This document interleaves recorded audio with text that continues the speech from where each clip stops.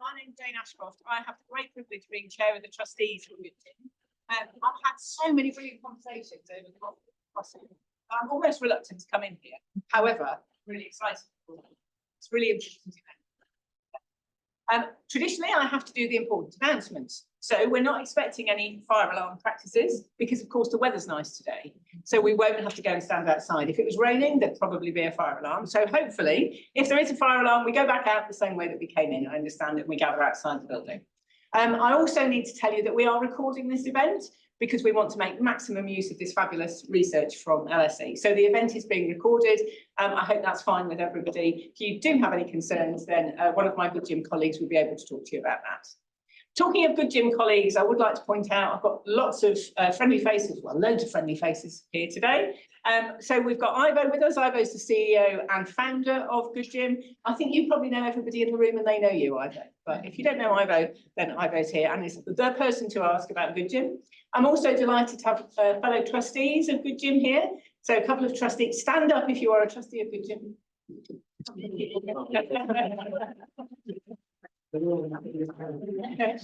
Including Bruce, who's run here from and fantastically, we've also got many GoodGymmers here today, some with t-shirts on, looking great, and we will hear later from Latoya and Harvey about their experience of GoodGym. So it's fabulous to have such a wonderful mixture of people here today. When I was approached to be involved in the board of GoodGym, it really brought together loads of critical areas for me. It's about engagement in later life, it's about overcoming mental distress, it's about community, and it's about individual well-being, and loads of other things as well. We all know, if we're involved in GoodGym, we know it works. We see that it works day in and day out. And it's really, really important that we evidence that GoodGym works and is very powerful. And so that's why I was really delighted to hear that we were underway with a piece of evaluation that's been running for over 2 years to look at the impact of GoodGym. And that's what we're going to be hearing about today. So growing our reach in GoodGym is really important. We know it already impacts so positively on the tens of thousands of people who are involved in the over 60 communities in the UK that we're already operating.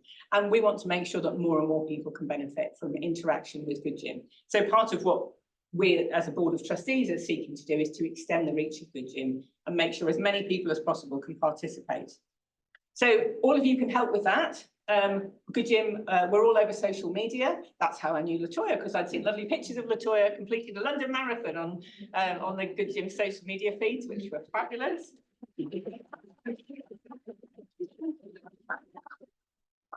So please do follow us. We're on all of the usual channels. I can't remember all of the handles, but you'll find us because it's really easy. Just put GoodGym in. And if you want to comment on today's event on social media, that would be brilliant. Thank you very much. Anyway, I'm going to shut up. So what we're here today particularly to hear about is the outcomes of the evaluation that's been conducted by colleagues at LSE. You will have heard of the people who are going to talk today. I'm not going to go through people's biographies because that would take the full hour, because we've got some great people that we're going to hear from. So I'm going to quickly hand over to our first speaker, who is Professor Lord Layard, who's going to open our event, who is a widely published, widely regarded, absolute pioneer in work around happiness, well-being, and the economic impact of that. So have a great time. Get ready, because there's going to be a question and answer session at the end. And I will hand over to Professor Layard. Thank you very much.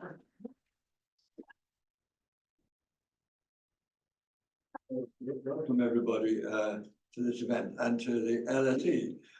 You may know that we have a group of well-being researchers at LSE who are trying to look into the influence of a whole range of things on well-being and how that might influence public policy and personal lifestyle.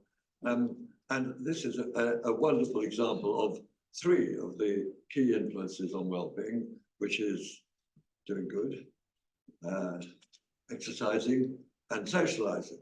And I'll just say a little about that. I see you have the right slogan there, feeling good by doing good. Of course, this goes back, of course, centuries in all the world's religions, etc. But there's a lot of evidence. I'm an editor of the World Happiness Report, which looks at the happiness of different countries. And there's a factor which it helps to explain it, which is giving money. Now, you are about giving time rather than money. And that, of course, is very, very important, probably even more so. And Chris is the ideal person to be studying the effect of this, because he had a brilliant idea during COVID, which was that there were, I think, 750,000 people wanted to volunteer to help in the NHS, and only about half of them were selected randomly. So it's a perfect natural experiment. And lo and behold, the people who were asked to volunteer, even for quite small amounts of time, experienced an improvement in their happiness of about 1/3 of what you get if you find a job or find a partner in life. So that's quite a lot. So volunteering is a really, really important thing, number one. Exercise also is a very important thing, with similar effects. If you study the effect of regular exercise, you get similar effects on people's well-being to what you find through volunteering. And then, of course, the social connections, which are basic to being human, as Aristotle said. The classic study of this was the follow-up of Harvard alumni in the late 1930s. And the best predictor of how long they would live was how many social connections they had when they were students at Harvard. I mean, it's just an extraordinarily powerful thing affecting our health and, of course, our well-being. So it's amazing that in GoodGym you brought all these three really important factors together. While I'm talking to you, I can't help advertising to those of you who don't know about it, but that may be nobody. Action for Happiness. Action for Happiness stands for all the things that you stand for and more. And lo and behold, it was evaluated by, guess who? Chris did a really good evaluation of that. And that had the most extraordinary effects. This is a course, 6-session course on secrets of living the good life. The members pledge to try and create as much happiness in the world as they can. And then they start by taking this 6-session course. And the 6-session course actually increased people's happiness 2 months after the end of it by as much as finding a partner or getting a job. So if you don't know about Action for Happiness, you can come and look closely. That is a fellow organization, and as I say, it has the evidence base from the same hand we would like to hear from. So I will hand over now to Chris.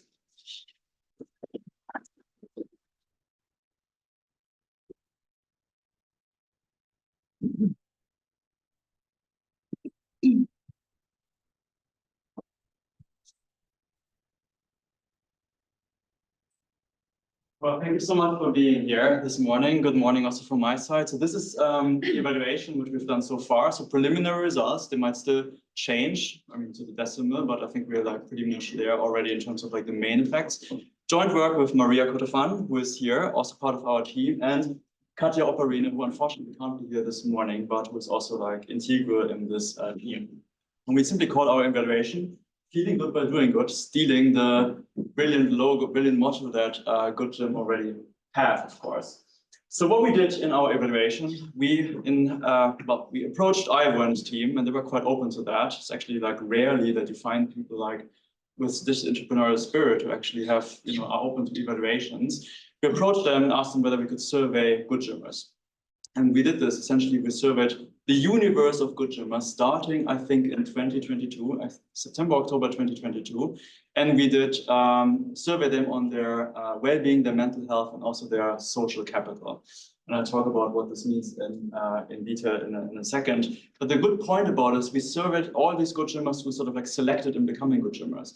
Because usually what the problems we have in estimating causal effects is, of course, volunteers and non-volunteers are simply not comparable to each other.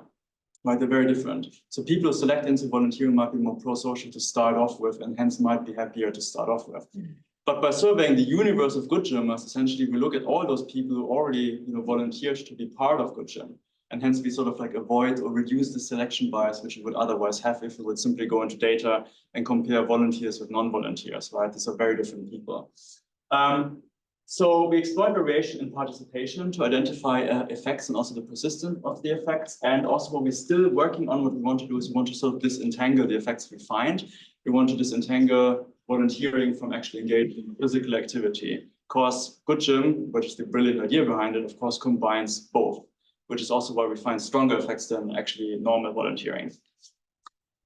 So today I'm going to present on the effect size. We're particularly comparing people in our treatment group who, selected to be a GoodGymmer and actually got to volunteer in GoodGym, got to participate, and we're comparing those people with a control group, which consists of individuals who were also selected to be a GoodGymmer, but who did not, for whatever reason, get to volunteer. Right, so these are sort of like, we argue, individuals which are quite comparable to each other. So we want to look at the differences between both groups in terms of the effect size, and we also want to look at tentatively, okay, how long do these effects actually last, right? If I GoodGymmed like 6 months ago, how much of the effect is still, the well-being effect is actually still visible?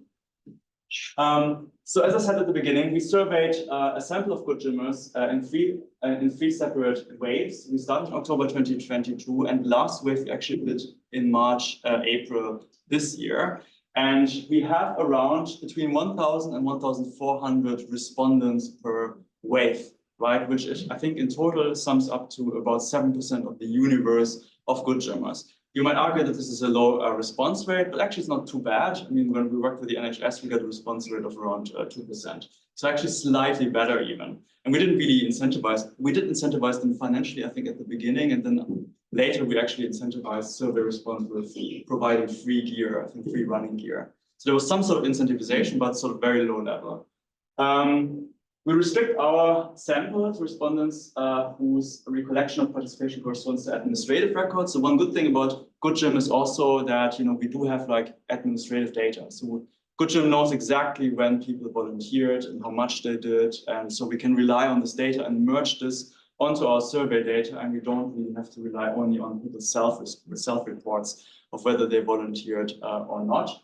So we do this. And we collected rich data. So in terms of outcomes, we collected data on life satisfaction, worthwhileness, which come from the ONS, the Office for National Statistics. We have a measure of mental distress, which is the general health questionnaire 12, right? So if you have increase on this measure, it means you have more mental distress.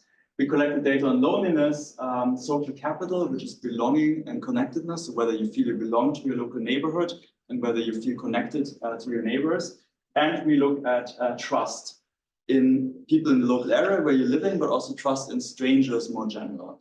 Because our hypothesis is that GoodGym is essentially a local community intervention as well, right? So it builds social capital at a local community level. And that's something that we want to check here. And we know from the fantastic admin data that GoodGym is collecting, we know exactly when, how often somebody volunteered, which type of tasks people did, what kind of reasons they had for, maybe not volunteering, right? We can see this also in the data. And we have a lot of demographic data, age, gender, education, ethnicity, marital status, employment, the number of children, religion, income, and we use them to control for in our analysis. Okay, so let's jump and have a look at the results. So essentially there are two panels here, upper panel and lower panel, and different columns. And these columns successively add more controls. So these are multiple regression analysis, and we add controls because we want to make the treatment and the control group. So those GoodGymmers who volunteered with those GoodGymmers who signed up but did not volunteer, we want to make them more comparable. And you can see here, this is the variable we're interested in, it's called treatment. And this is simply 1 if you signed up for GoodGym and you got to volunteer, and 0 if you signed up for GoodGym but you didn't get to volunteer for whatever reasons. And we can see that, and this is our outcome here is life satisfaction, we can see that here in the last column where we really control for all demographic variables and all the background characteristics, we can see that treatment increases life satisfaction on the 0 to 10 scale by 0.322 points. Right, which is a strong effect. Actually, volunteering, we looked at the NHS volunteer responders, for example, and other volunteering schemes volunteering usually increases life satisfaction on the 0 to 10 scale by 0.2. So you can see that actually GoodGym here is stronger, which presumably is because of the sport element, which is simply added to the normal volunteering treatment, right? Because we have a compound treatment, which consists of volunteering, but also engaging in physical exercise. Now we compare here individuals who signed up to GoodGym and got to volunteer with those individuals who signed up to GoodGym and didn't get to volunteer ever. But we can also do this by having some sort of like temporal dimension, which is down here in the lower plane, in the lower panel. And here we compare those individuals who volunteered more than 6 months ago with those volunteers who volunteered more recently. And you can see that essentially we find that the effect is getting somewhat smaller, right? Which sort of like suggests that there's some sort of like fading out of the effect if you didn't volunteer recently, right? So there's a return to baseline, which is why people should continuously engage in GoodGym or generally volunteering to sort of like maintain the well-being effect. But the good thing is that even after 6 months of volunteering, we still find a significant effect, and it's actually quite sizable. It's 0.19, which is actually like the effect of volunteering in general. So it's still, even though there's some adaptation right over time and return to baseline, it's still a significant and positive effect. And these effects, as I said, they are strong. We want to put them into standard deviation units, which is sort of like a comparable unit to make effect sizes comparable with the literature. We find that they are between 0.2 and 0.3 standard deviation. So that's economically significant, strong impacts. And there's some fading out, but it's not too much. Now this is quite small, but the point I want to make here, and I'm just guiding you for this is again comparing individuals who volunteered, who signed up for GoodGym and got to volunteer with those who didn't, who signed up to GoodGym who didn't volunteer ever. And here we again look at the 6 months comparison and want to look at sort of persistence. And we find here, and I'm sort of guiding you through this, we have here GH212, which is mental distress. Mental distress decreases. Life satisfaction and worthwhileness increases. Loneliness decreases. Belonging increases, connectedness increases, and also trust in people, both in the local area and people, strangers in generally, does increase. And you can see that because these effects, these lines here are different from this red vertical line. This means that these are significant impacts. And even 6 months after, so if somebody didn't get to volunteer 6 months after, we still find a decrease in mental distress, an increase in life satisfaction, and very strong, impacts on feeling belonging to your local neighborhood and feeling connected to your local neighbors. There's some fading out in terms of loneliness, right? And also like trust, but generally like social capital in terms of belonging and connectedness and mental health, and our main measure for well-being, which is life satisfaction, is still significantly different from zero. The data is actually quite rich, and we've just sort of like started in analyzing this essentially, but we also can see that, this is sort of like the pattern of return to baseline over time. We have last week, last month, last 6 months, and over 6 months. So whether you volunteered over 6 months ago, and you can see that there's a sort of like linear decay effect. So if you stop volunteering, you stop participating, you sort of, as you could imagine, naturally, right, you find a decrease to baseline. Here, the question might also be, how much volunteering do you actually have to do, right? I mean, to have positive well-being impacts. Even if you volunteer 4 or less time in the 6 months, we essentially find that, there's a positive impact. But if you volunteer more and more and more, again, this well-being returns you get from volunteering are actually increasing. Interestingly, they're also increasing at a decreasing rate. So we call this sort of like a concave function. You can see that there's strong impacts at the beginning, and then later on, they sort of like, you still accumulate positive well-being impacts, but they're sort of like increasing at a decreasing rate. So if you're already volunteering quite a lot, a little bit more makes you still happier, but not as much as if you would volunteer quite little, right? And this is sort of a standard finding we find in many sort of behavioral economic settings where we have sort of like, this concave relationship between sort of like the amount, the intensive margin, and well-being. So in summary, we find GoodGym is highly effective. We find significant improvements that are economically significant as well for all outcomes, including life satisfaction is our sort of headline measure of well-being, but also for mental health, belongingness, connectedness, loneliness, and social trust in people in your neighborhood and strangers. That sort of like is pretty robust actually. So regardless of what we control for, the effect size changes a little bit, but essentially we don't, the effect does not go away, right? I mean, so it's pretty robust to our empirical specification which we're using. So that really seems to be something. And we also look at other statistical techniques to find out, okay, is there something in the background that is driving this? And they suggest that that's actually less likely to be the case. So it seems to be really a genuine effect. And again, the setup that we have access to, like the universe of GoodGym, is of course very helpful because we can compare like with like, rather than sort of looking at other secondary data where we have volunteers and non-volunteers, which might be very different people. Here we compare amongst GoodGymmers. Effects are large and fairly persistent. Largest effects, of course, are shortly after participating. Then, if you didn't participate for a long time, they dissipate. But even after 6 months of doing nothing, we still find that there are positive effects detectable. And they're particularly persistent for mental health, belongingness, and contact and connectedness. And again, the intensive margin, so how much you volunteer as opposed to you volunteer yes or no. Also, like sort of like the intensive margin of how much you do matters quite a lot, right? I mean, we've seen this in this graph that there's this concave relationship. The next thing we want to do is we want to simply, get to like the main statistical analysis and sort of like fix that. And then we want to see how whether we can actually disentangle sport and volunteering, because that might not be so interesting for GoodGym, but from an academic perspective, it would be quite nice to sort of see, okay, how much can we attribute actually to sport and how much can we attribute to volunteering. So my prior would be 0.2 of life satisfaction go to volunteering and the 0.1 go to sports, but that's something we have to find out. Isaac was also not even skeptical.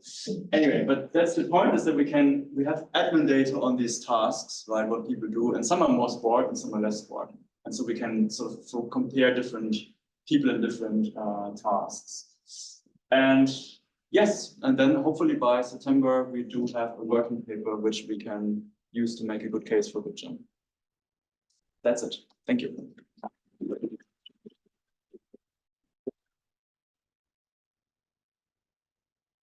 Chris, that's great. I'm sure that people will have some questions for you. So do hang on to those questions. So I think we officially know that actually just being here today is making us happier on that basis, which is fabulous. And I love the expression, the universe of GoodGymmers. And we are delighted to have a couple of people today from the universe of GoodGym. Isn't that exciting? We have t-shirts with that on, please. The universe of GoodGymmers. So Latoya and Harvey, who are here, are GoodGymmers who are going to talk to us briefly about their experience. Do you want to come up here? Are you happy there?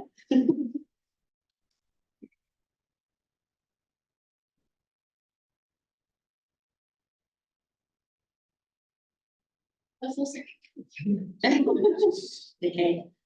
So my name is Latoya Stevens. I've been doing GoodGym since 2018 May.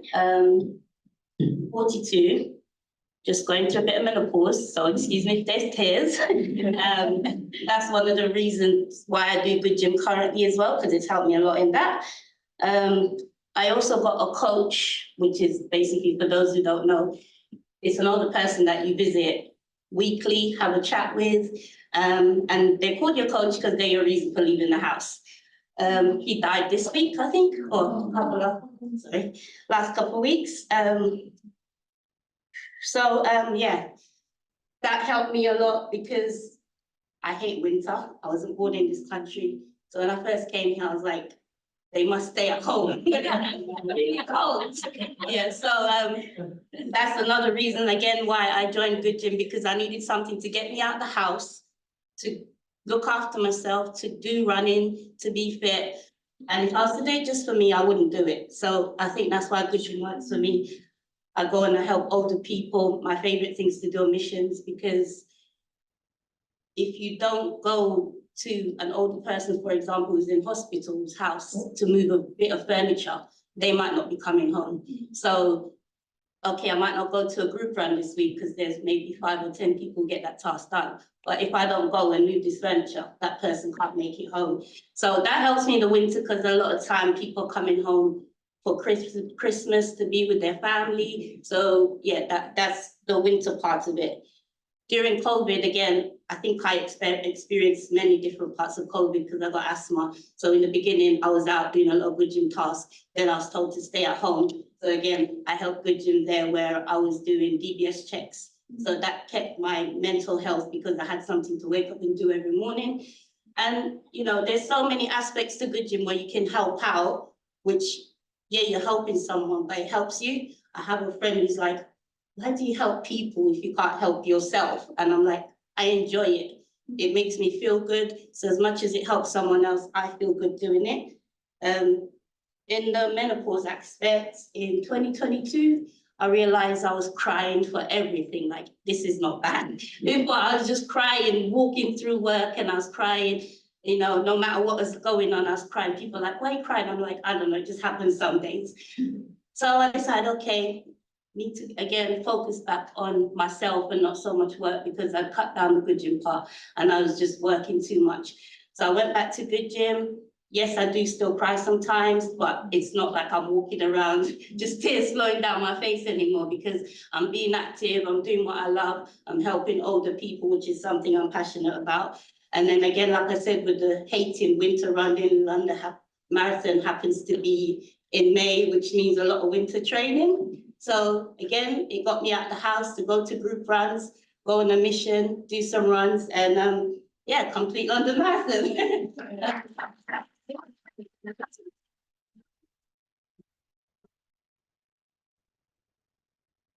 Thank you. So I'm Harvey. I'm from GoodGym in Ealing in West London. Can you hear me? Don't normally have a problem with that. So I think I started GoodGym probably 5 or 6 years ago, pre the pandemic, and I did it because I was already a runner and a cyclist, and I did loads of stuff, and I just saw it as another way of being active with other people as well. And I guess what I enjoyed about that was how inclusive the activeness is. So it's not for a group of elite athletes or runners who want to do marathons and things like that, you know.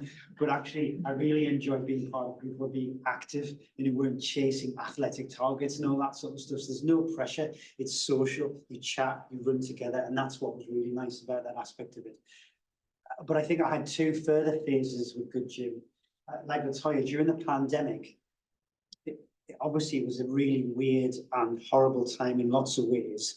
But one of the things I did is I collected food from the food bank and delivered it to people's houses where they couldn't get out of the house because they're vulnerable in various ways. So you'd go to the food bank, get stuff, I'd put stuff in my backpack and cycle there. In my mind, I was a courier in Brooklyn or something like that, you know, some business food stuff in.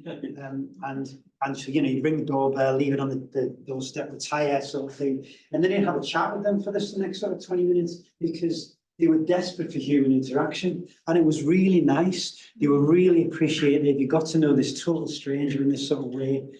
And then what started dawning on me, and this is a bit like, well, wasn't it obvious anyway, is guess what? When you give something, you get more back than you give.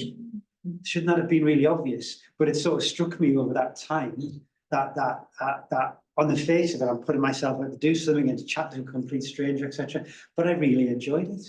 And that made me feel good about myself, and it made me feel appreciated, and somebody was pleased to see me.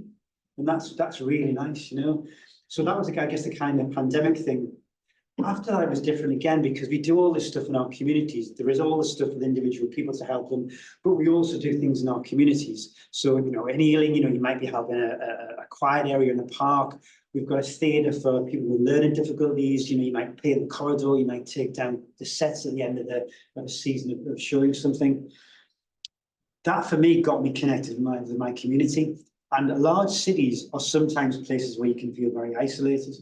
I mean, I think it's different if you have kids at school because you tend to talk to people in the playground and that sort of stuff. But even actually when your kids get older, you don't do any of that because they go to school on their own. It's just kind of a brief window when they're in primary school. And I knew these people in my community, and I knew the things that were going on. And I knew the little back streets, and I knew the little projects. And that gave me a connectedness in my community. And my community felt like home for me as a result of the investment I put in it and what I got back. And guess what? There's all this amazing stuff going on that you'd never know about unless you got involved in it. So there you go. That was nice.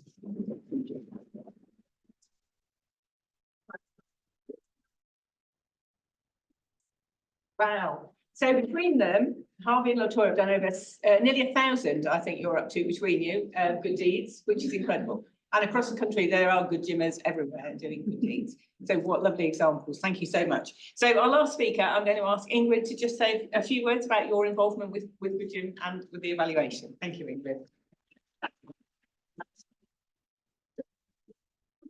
Thank you. Hi, I'm Ingrid. Until about 3 weeks ago, I worked for an organisation called the What Works Centre for Wellbeing, which some of you may know about. It has sadly closed, so I'm unemployed. But I've done a lot of work on volunteering research, and I've done a lot of work with Richard and Chris over the years. And so I wanted to just come and reflect on some of these findings and also think about the place of well-being in a policy agenda at the moment, and that is kind of an interesting moment to think about what a future government might do with well-being. So for those of you who don't know, this country has measured and cared about, in policy terms, well-being formally for at least 15 years. So we've gathered the Office for National Statistics reports on national well-being regularly, at the moment every 2 weeks, although it used to be much less frequently, at a population level. So they survey the population and they think about how are we doing as a nation, which is effectively what we're talking about when we talk about well-being.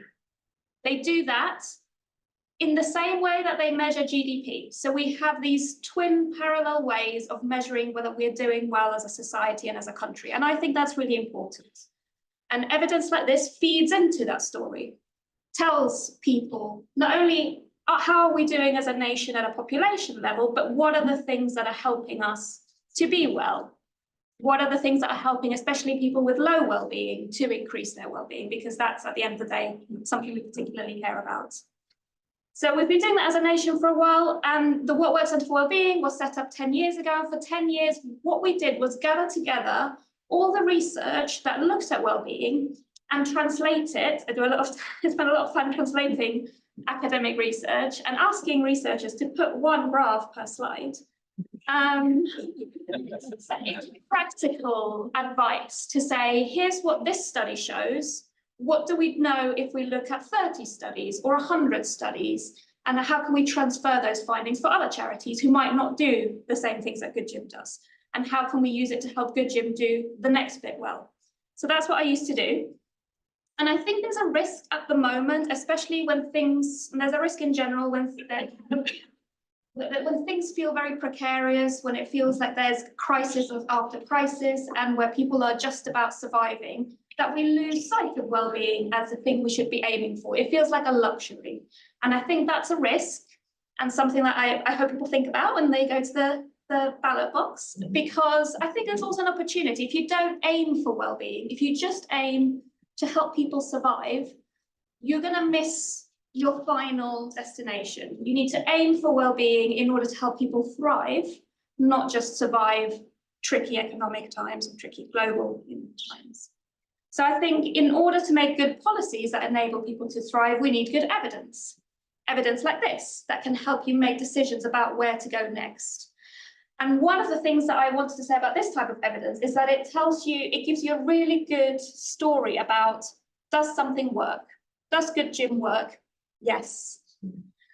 What it doesn't do, and what I think would be useful to do next, is say how and why. It starts to do a little bit of that, because Chris has and the others have used measures like connectedness, loneliness, worthwhileness. It starts to say, are the benefits coming through a sense of purpose, through a sense of connection, through something else? But I think that charities themselves need to do a bit of the work to think, how can we use this evidence to improve the very good theory of change that I've seen that Ivo sent me, to start to think about what are the mechanisms and pathways that enable people to benefit from volunteering in particular. I commissioned, with the support of Ruth from Spirit of 2012, who's in the audience, a big review of volunteering and wellbeing in 2021. So we looked at 158 studies about the links for volunteering and wellbeing. There's a theory of change as part of the report. So, do look at it. It's really useful stuff. Some of the things we found were that the people who benefited the most, are also people who find it hard to start volunteering and keep volunteering. So volunteering seems to disproportionately, across all types of volunteering, seems to disproportionately affect people who have low well-being, who are older, who have chronic health conditions and disabilities, who feel disconnected, who have low income. Those people also face greatest barriers to volunteering. And even when they do start to volunteer, if the volunteering experience isn't good, we can do harm. Volunteering can cause harm through burnout, through people feeling like they're the only ones doing something, like they're the only ones giving that day. So there's something there about recruitment processes and retention processes. And one of the things that I thought was interesting about Chris's findings is that, yes, volunteering keeps doing you good, but the gains start to taper. And so the really important thing is to get people started. Do it once, get people coming to the first thing, make that entry point as easy as possible. And also, once people have started, acknowledge that they have different pathways. They might say that they want to join because, you know, they want to give something back, very common. Motivation is give something back. But actually, one of the things that makes them stay is the social connection, is doing something fun. So acknowledge different pathways and have flexibility for people's motivations to change and their journey through volunteering to change. So I think that's a really important kind of way that the wider evidence base reflects and kind of enhances what Chris has found. The other thing is to think about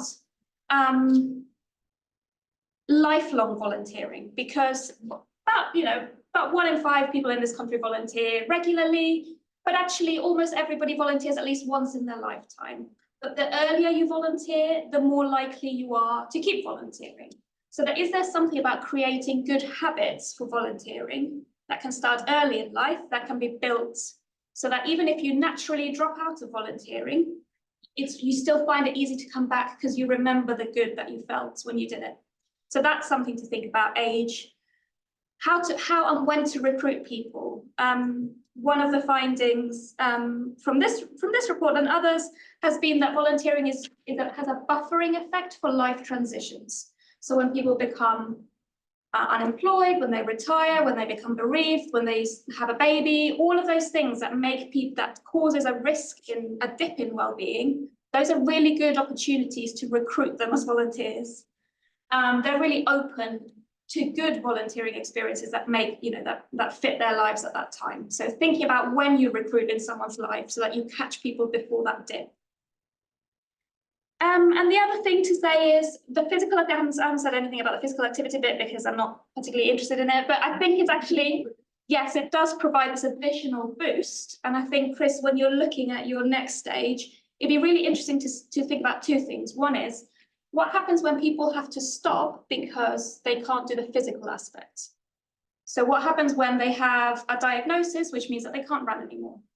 Or like Latoya, they have asthma. Is there something else that they're doing that isn't physical, that is still providing them with that boost? So looking at that kind of variable. What happens when somebody gets injured? How do you buffer the effects of not doing the physical activity but still doing volunteering? So that would be interesting. And the other thing about the physical activity is a lot of good gymmers do physical activity outdoors.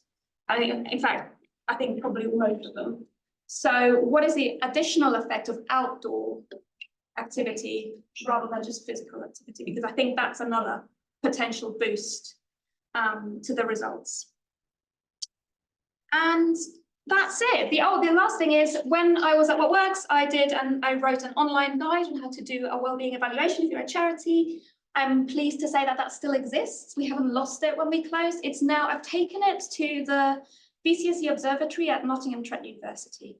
The address is still the same, you can still find it. So if you're interested in doing your own wellbeing evaluation, the guide is there. It uses all of the methods that Chris has used. Thank you.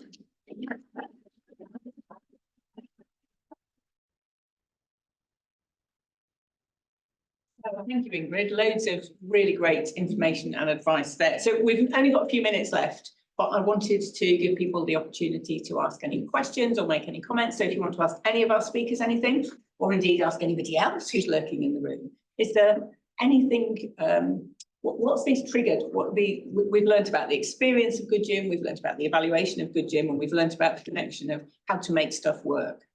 Anybody got any burning questions or suggestions? Everybody's feeling really anxious now. It's feeling like a lecture theatre, and I feel like I've not done my homework. Excellent. I had a question on the research. So for the people that didn't sign up and didn't volunteer, did you factor in that there may be negative reasons that stop them volunteering, like they were injured, they were unwell, they may be caring for a family member? And I'm wondering if that kind of increase, because there's like a decrease of things that are happening in their life for health and well-being that would increase the gap between people that volunteered and didn't volunteer. Yeah, so actually in the survey, we do ask for reasons why they didn't volunteer, and also the admin data helps a little bit. And we can sort some reasons into more exogenous reasons and others into less exogenous reasons. And when we do this, we sort of like find similar results. Maybe exogenous becomes even a bit stronger. And we can tease this out, but if we separate reasons, it doesn't seem to be so much different. But you're right. I mean, this is sort of like the main concern, that this wedge, what we're identifying, is actually getting bigger because some people have, you know, bereavement. But that would have to be something that's systematic, right, to like really drive this huge difference. So when we look at different reasons of non-participating, we actually don't find much difference. Okay. Thanks very much. Thank you for the question. And there was another question here. Question/suggestion. So I work for a local authority in Berkshire, and with the research, it will be interesting. Question/suggestion, if it's able to be compared to things like Sport England's Active Lives survey. The main reason why that consideration comes in is to work out, say from our perspective, where I'm looking at funding to get more GoodGym hopefully going, we're regularly asked, how does X project link to that? So to Active Lives. So it may not be one for your good self, but it will be something certainly, because I think that comparison will really help when I'm having to dissimulate things and speak to certain people who like to say no to everything. Yeah. Good point. I think so. In terms of comparison, I'm not quite sure what you want to compare the GoodGym. So the active, yeah, so sorry to interrupt. The Active Life survey effectively gives us a snapshot in time for that period in terms of sport, physical activity, what's going on, and then we get regional breakdowns, which I'll do via our satellite partners, Get Berkshire Active, London Sport in London, for example. The reason why the suggestion and the interest in this report is because this gives the lived experience of a project working with the cohorts, as opposed to Active Lives, where I'm never 100% sure, if I'm being frank, actually, is that the same group of people for the last quarter that's been surveyed? If you get where I'm going. And so from my perspective to you guys, is that something that you might look at in terms of the trends that Sport England are finding versus what you're finding in terms of the kind of outcomes? And then the flip to that is, as someone who's a big champion of diversity and inclusion, and I struggle at the moment to get more people from the background like myself, being British Asian, involved in volunteering in sport. And you mentioned some of the demographics that you've looked at with the usual questions. Is that something that could be potentially brought back to GoodGym in terms of how they can look at with recruitment and things like that? Separate thing, but again, I'm really big on that, because everyone talks about diversity and inclusion, but there's not really a lot of practicalities around it. It's all on paper. Yeah, so I mean, we haven't looked at the Active Life survey, but that's a great suggestion. We should perhaps look and see how different GoodGymmers are from that. But one thing we did look was there's this representative survey of the UK population called Understanding Society, which really surveys a huge amount of people over many waves. And there we looked at people who do sports and volunteering in that survey, and we tried to compare with the universe of GoodGymmers. And what we found was that they were fairly similar. So we can definitely look a little bit more into it. There were small differences here and there. So I think the GoodGym sample is a little bit younger, but there wasn't fundamental things. But I think from a policy perspective, even if there are differences, indeed, we could put that out there so people can compare which populations are benefiting from this and how do they differ from that. In terms of the ethnicity, I mean, we do have the variable. We could run heterogeneity analysis by grouping people into like white and sort of like different other, the standard ONS, I think, ethnicity, which is quite detailed, I guess. And so we can potentially look at differences, whether the returns to volunteering are higher for minorities, for example, which would be a great, outreach message, perhaps. Great question. Thank you. You set off a whole other chain of research, which is brilliant. And it's lovely to hear from a local authority trying to find more opportunities for GoodGym. And we really appreciate that there's a lot of people saying no at the moment. So anything we can do to help you to get people to say yes. And also your point about diversity. I know as a trustee, diversity is kind of baked into the concept of GoodGym and the way that we operate, and we want to make sure we can thrive in all communities across the UK. So thank you very much for that question and that observation. Any other observations or questions? Oh, over here, thank you, yes. Yeah, question is around, the information is obviously really powerful and really strong. And I'm interested in how it will be shared wider and how we can help do that as well. A bit like the point that's just been made, this could really influence policy and how local communities engage in GoodGym and other things in the future. Yeah. What's the plan for getting it? Yeah, great. Well, as a starting point, you're not going to escape without some brief information, which we would encourage you to share wide. It has one of my favourite ever quotes from Chris in it, which says, GoodGym shows an extraordinary increase in life satisfaction. The unique combination of physical exercise and volunteering pushes the impact above that of either alone. If everybody could learn that, you can say that. 5 people a day in your life. You're right, it's a really important point. This is great research, and the work of GoodGym is so important. Anything you can do, I said earlier, you know, social media, making people aware. We are always looking for routes to raise the profile of GoodGym so we can reach further. Ivo, is there anything that you want to add in terms of specifics? I don't know. I mean, it's a huge challenge. I think in terms of, I really like, you know, that point from Ingrid, right now, that first experience is just so important. If you can get people to try it once, we know that they're likely to come back. So I think it's making it easy.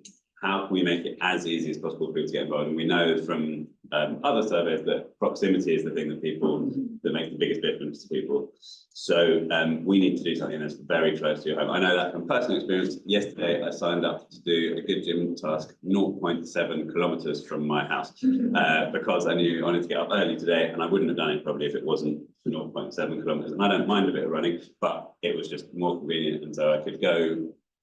You know, and I did run something in 0.7 kilometers and then spend 45 minutes doing an old woman's garden. You know, so this is sort of all of us. We've got busy lives, but yeah. And I think that proximity is one factor, and then the other is understanding all of the other potential social, cultural, economic barriers to this type of participation. And I think the important things I think we're getting right is free to participate, and it's not too far away, but there is a massive cultural change. Like we are trying to make basically shifting compost cool. We are trying to change people's perception of what this is about. We're trying to say this is a fun, exciting thing that you can do. And you know, I'm just blown away by it. You know, Harvey and Natoya, even though I've sort of experienced a bit of that myself, but to hear your experiences from different angles of doing this, and that's the absolute core of it. That incredibly exciting feeling of just how good and fun it feels to do something that helps someone else.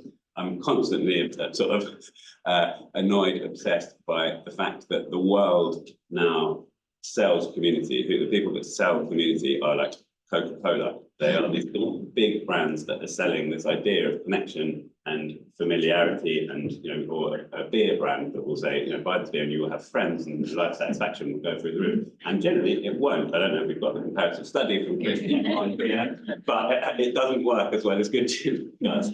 And so that's our battle, and I think our battle as the sort of sector, we know, or sort of, you know, sports and volunteering, we know this works. How can we up our game in terms of that branding and perception and sell this as well as it deserves to be? Because generally, you know, we were slightly disappointed by the paperweight of our leaflet. It looks much worse than if it was produced by Nike, who would do a better job. So I think there is a sort of upping our game on those terms, Tom, and I don't think we fully know the answer, but we will keep trying our best. And there was one last question. There was a similar point, to be honest, as to what's going to happen with all of this. I mean, it is incredibly powerful. And the challenge, I think, for my customer is how do you get more people into GoodGym? How do we get everyone in this room who's not a GoodGymer? For example. Well, the doorbell locked, actually. Just have a major commitment. But that is the key. After July the 4th, you will find them more receptive public sector.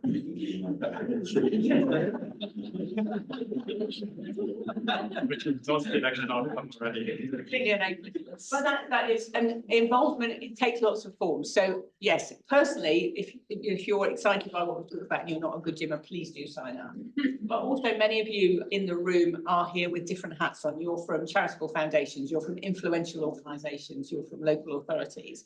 And it is through those partnerships that we can make things happen. So this piece of research is incredibly valuable. The evaluation for our volunteers is brilliant. I'd like to also be standing here demonstrating the same research base for our coaches, and Latoya talked about her coach, and making sure we've got this really rock solid evidence. And that only happens with, you know, practical support. So you can support GoodGym in many ways. You can sign up, you can become a member, you can get a really sexy t-shirt, you can do stuff, you can move compost, you can garden in the rain. Were you gardening in the rain yesterday then? That weather was awful. Were you doing somebody's gardening in that weather? A little bit rainy, but A fine. bit rainy, there are lots of different ways that you can get involved. So please put GoodGym at the front of your thinking when you're thinking about priorities for you and your organisation. Can I say one more thing? That we just had a message from Rachel Hopkins, MP, is the MP for Luton, where we're doing amazing work, and she couldn't make it, potentially connected to people organising elections, but she said, yeah, she said sorry she couldn't be here, but she also said research from the LSE shows GoodGym to be a powerful intervention on wellbeing, significantly increasing life satisfaction, belonging, connectedness, while reducing loneliness and mental distress. At a time when many local and statutory services have faced cuts over the last 14 years with serious negative effects on people's mental and physical health, the rise of groups like GoodGym has become increasingly vital to Luton and the UK. Thank you for your dedication and hard work. We need 650 of them saying that and we'll be fine. Brilliant. I'm going to finish with something I've just said to us, that GoodGym is better than beer. So if you can let people know that as well, I think. Thank you all so much. Thank you to our speakers and our good gymmers. Thank you all for giving us your time, and please keep connected with us and help us to do more with GoodGym. Thank you so much.